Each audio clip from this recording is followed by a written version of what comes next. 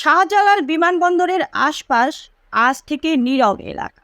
শব্দ দূষণ নিয়ন্ত্রণে হজরত শাহজালাল আন্তর্জাতিক বিমানবন্দর এবং আশেপাশের ৩ কিলোমিটার এলাকা আজ থেকে নীরব এলাকা হবে।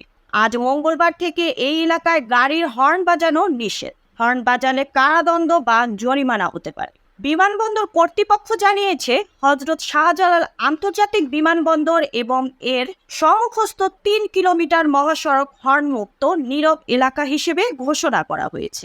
সে অনুযায়ী বিমানবন্দরের উত্তরে স্কলাস্টিকা পয়েন্ট থেকে দক্ষিণে লা মেরিডিয়ান পয়েন্ট পর্যন্ত নীরব এলাকা।